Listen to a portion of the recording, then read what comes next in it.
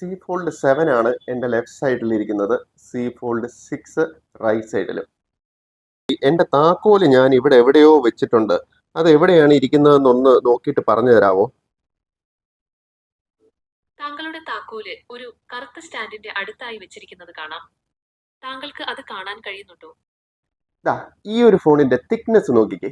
വെറും 4.2 mm മാത്രമാണ് ഒരു ഫോണിന്റെ തിക്നെസ് വരുന്നത്. ഇത് സാംസങ്ങിന്റെ സി ഫോൾഡ് 7 ആണ്. ഇത്രയും വലിയൊരു ഫോണാണ് ഇത്രയും ചെറിയ തിക്നെസ്സിൽ നിങ്ങൾക്ക് ഇവിടെ കാണാൻ പറ്റുന്നത്. മടക്കി വെച്ചാൽ പോലും ഇത്രേ ഉള്ളൂ ഇതിന്റെ തിക്നെസ്. ഇത്രയും സെറ്റപ്പിൽ വന്നിരിക്കുന്ന സ്ലിമ്മ ലൈറ്റ് വെയിറ്റ് ആയിട്ട് വന്നിരിക്കുന്ന ഈ ഒരു ഫോൺ കിഡിലനായിട്ടാണ് ഇത്തവണ സാംസങ് ഇറക്കിയിരിക്കുന്നത്. കാരണം ഇതിന്റെ ഡിസ്പ്ലേ തന്നെയാണ് ഇതിന്റെ ഏറ്റവും വലിയ ഹൈലൈറ്റ്. ഇത് കൂടാതെ വേറെ കുറച്ചേറെ ഹൈലൈറ്റുകളും കൂടെ ഇതിന്റെ കൂടെ വന്നിട്ടുണ്ട്, ക്യാമറ അടക്കം. അതെന്തൊക്കെയാണ് ഡീറ്റെയിൽ എന്നുള്ളത് നമുക്ക് വീഡിയോയിൽ കാണാം. അപ്പൊ നമുക്ക് നേരെ വീഡിയോയിലേക്ക് പോകാം.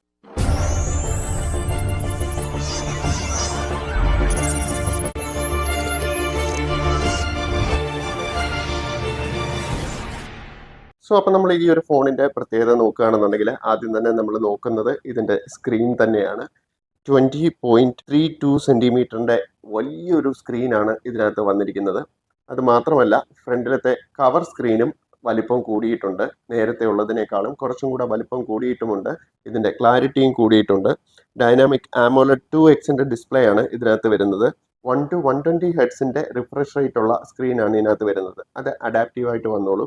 ഇതിന്റെ സെന്ററിലെ ആ ഒരു ക്രീസ് ഒക്കെ ആണെന്നുണ്ടെങ്കിലും വലിയ കുഴപ്പമൊന്നും ഇല്ലാതെയാണ് ഇതിനകത്ത് ഇപ്പോൾ നിൽക്കുന്നത്. നല്ല സ്മൂത്തായിട്ട് ഇത് വർക്ക് ചെയ്യുന്നുണ്ട്. യാതൊരുവിധ ഇഷ്യൂസും സ്ക്രീനിന്റെ കാര്യത്തിൽ നമുക്ക് പറയാനില്ല. അത്രയ്ക്ക് സ്മൂത്താണ്, ക്ലാരിറ്റിയും ഉണ്ട്, നല്ല സൈസും ഉണ്ട്.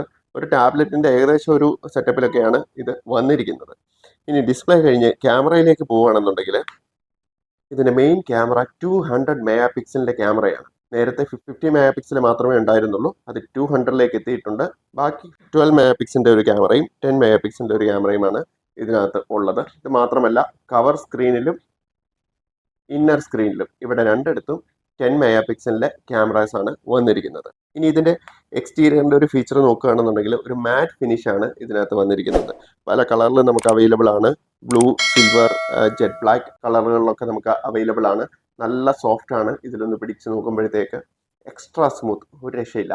സി ഫോൾഡ് 7 ആണ് എൻ്റെ ലെഫ്റ്റ് സൈഡിൽ ഇരിക്കുന്നത്. സി ഫോൾഡ് 6 റൈറ്റ് സൈഡിലും.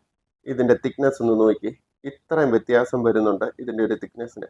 ഇതിന്റെ ബാക്ക് സൈഡ് നോക്കുകയാണെന്നുണ്ടെങ്കിൽ കൃത്യമായിട്ട് നമുക്ക് മനസ്സിലാവും എത്രത്തോളം ഡിഫറൻസ് ഉണ്ട് ഈ ഒരു ഫോണിന്റെ തിക്നെസ് നോക്കുകയാണെന്നുണ്ടെങ്കിൽ. ഏത് സൈഡിൽ നിന്ന് നോക്കിയാലും പുതിയ ഫോൺ ഭയങ്കര സ്ലിം ആണ്. ഇതിന്റെ ഡിസ്പ്ലേയുടെ സൈസ് നോക്കുകയാണെന്നുണ്ടെങ്കിൽ നമുക്ക് മനസ്സിലാവും ചെറിയൊരു വ്യത്യാസം ഫോൾഡ് 7 ഉണ്ട്. ഒരു പൊടിക്ക് വലിപ്പം കൂടുതലാണ് ഇതിനകത്ത് വന്നിരിക്കുന്നത്. ആ ഒരു ക്ലാരിറ്റിയിലും അത്യാവശ്യം നല്ല രീതിയിൽ വ്യത്യാസം വരുന്നുണ്ട്. ഇതിന്റെ മെയിൻ ഡിസ്പ്ലേ നമ്മൾ തുറന്നു നോക്കുകയാണെന്നുണ്ടെങ്കിലും ആ ഒരു വ്യത്യാസം നമുക്ക് എടുത്ത് കാണാൻ സാധിക്കും. കണ്ടില്ലേ, ഈ രീതിയിലുള്ള വലിപ്പത്തിന്റെ വ്യത്യാസവും അതുപോലെ തന്നെ ഇതിന്റെ ക്വാളിറ്റിയുടെ കാര്യത്തിലും അത്യാവശ്യം നല്ല രീതിയിൽ വ്യത്യാസം വരുന്നുണ്ട്. കുറച്ചും കൂടെ ലൈറ്റ് വെയിറ്റ് ആണ് ഈ ഒരു ഫോണ്. ഏകദേശം 215 ഗ്രാം മാത്രമേ ഈ ഒരു ഫോൾഡ് 7 വരുന്നുള്ളൂ. ആ രീതിയിലുള്ള ഒരു വ്യത്യാസം ഇതിനകത്ത് വരുന്നുണ്ട്. ക്യാമറയുടെ ഒരു ക്വാളിറ്റി നോക്കുകയാണെന്നുണ്ടെങ്കിലും അത്യാവശ്യം നല്ല രീതിയിൽ ഇതിനകത്ത് ഇമേജസ് ഒക്കെ തന്നെ എടുക്കുന്നുണ്ട്. ഫോട്ടോസ് നോക്കുകയാണെന്നുണ്ടെങ്കിൽ അത്യാവശ്യം നല്ല രീതിയിൽ കിട്ടുന്നുണ്ട്. സൂം ചെയ്താലും അതിൻ്റെയൊക്കെ ഒരു ക്ലാരിറ്റിയും ആ ഒരു ഷാർപ്നെസ്സും ഒക്കെ കൃത്യമായിട്ട് ഇതിനകത്ത് കിട്ടുന്നുണ്ട്. ആ രീതിയിലാണ് ഇതിൻ്റെ ഒരു ക്യാമറയുടെ പെർഫോമൻസ് വരുന്നത്. സോ ചുരുക്കി പറഞ്ഞാൽ S25 അൾട്രയുടെ ആ ഒരു ക്യാമറ പെർഫോമൻസ് ഏകദേശം അത്രയൊക്കെ തന്നെയാണ് ഇതിനകത്ത് വരുന്നത്. ഇനി ഇതിൻ്റെ AI ഫീച്ചേഴ്സിൻ്റെ കാര്യം പറയുകയാണെന്നുണ്ടെങ്കിൽ എല്ലാ ഫീച്ചേഴ്സും ഇതിനകത്ത് വന്നിട്ടുണ്ട്. അതായത് S25 അൾട്രയിൽ നമ്മൾ കണ്ടിട്ടുള്ള എല്ലാ ഫീച്ചറുകളും വന്നിട്ടുണ്ട്. അതിനകത്ത് നൗ ബ്രീഫ്, അതുപോലെ തന്നെ സീംലെസ് ആക്ഷൻ അക്രോസ് ആപ്സ്, അതുപോലെ തന്നെ ജെമിനിയുടെ ഏറ്റവും ലേറ്റസ്റ്റ് വേർഷൻ ഒക്കെ ഇതിനകത്ത് വന്നിട്ടുണ്ട്. ജെമിനിയുടെ ലേറ്റസ്റ്റ് വേർഷൻ്റെ കാര്യം പറയുകയാണെന്നുണ്ടെങ്കിൽ കാണിച്ചു തരാം. ലൈവ് സ്ട്രീമിംഗ് ഓപ്ഷൻ വരെ ഇതിനകത്തുണ്ട്. ജെമിനി ഇത് ഏത് വാച്ചാണെന്നൊന്ന് പറഞ്ഞു തരാമോ?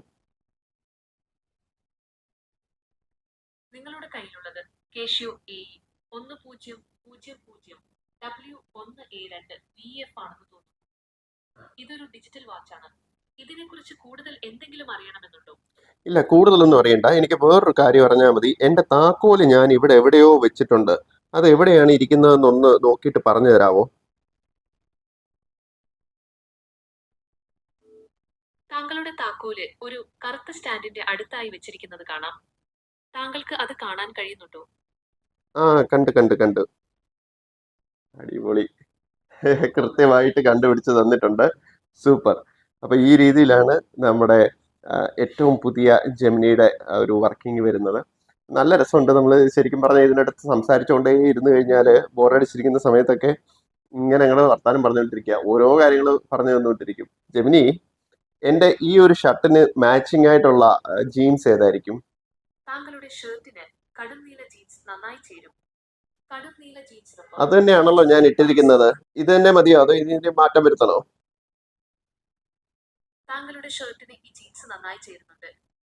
കൂടുതൽ മാറ്റങ്ങൾ വരുത്തേണ്ട ആവശ്യമില്ല. നമ്മുടെ tech bro reviews by Rishu എന്ന യൂട്യൂബ് ചാനല് എല്ലാവരോടും ഒന്ന് സബ്സ്ക്രൈബ് ചെയ്യാൻ പറയാവോ? ലൈക്കും ഷെയറും കൂടെ ചെയ്തോട്ടെ. തീർച്ചയായും tech bro reviews by Rishu എന്ന യൂട്യൂബ് ചാനൽ എല്ലാവരും സബ്സ്ക്രൈബ് ചെയ്യുക. കൂടാതെ വീഡിയോസ് ലൈക്ക് ചെയ്യാൻ ഷെയർ ചെയ്യാൻ മറക്കരുത്. ഓക്കെ, അപ്പോൾ എല്ലാവരും ചാനൽ ലൈക്കും ഷെയർ സബ്സ്ക്രൈബ് ഒക്കെ ചെയ്യാൻ മറക്കരുത്. ഇതുപോലുള്ള ഇൻട്രസ്റ്റിംഗ് വീഡിയോസുമായിട്ട് നമുക്ക് വീണ്ടും വരാം. അപ്പോൾ നമ്മൾ വീണ്ടും ഫോണിലേക്ക് പോവുകയാണെന്നുണ്ടെങ്കിൽ 4400 mAh ആണ് ഇതിൻ്റെ ബാറ്ററി വന്നിരിക്കുന്നത്. സാംസങ് തന്നെ പറയുന്നത് 24 മണിക്കൂർ വരെ കണ്ടിന്യൂസ് ആയിട്ട് ഇതിൽ വീഡിയോ പ്ലേ ബാക്ക് ചെയ്യാൻ സാധിക്കും എന്നുള്ളതാണ്. ഇതിൻ്റെ മെമ്മറി എന്ന് പറയുമ്പോഴത്തേക്ക് 256 GB-യുടെയും 512 GB-യുടെയും 1 TB സ്റ്റോറേജിൻ്റെയും അടക്കമുള്ള ആ ഒരു സ്റ്റോറേജ് സ്പെസിഫിക്കേഷനിൽ നമുക്ക് ഈ ഒരു ഫോൺ കിട്ടും.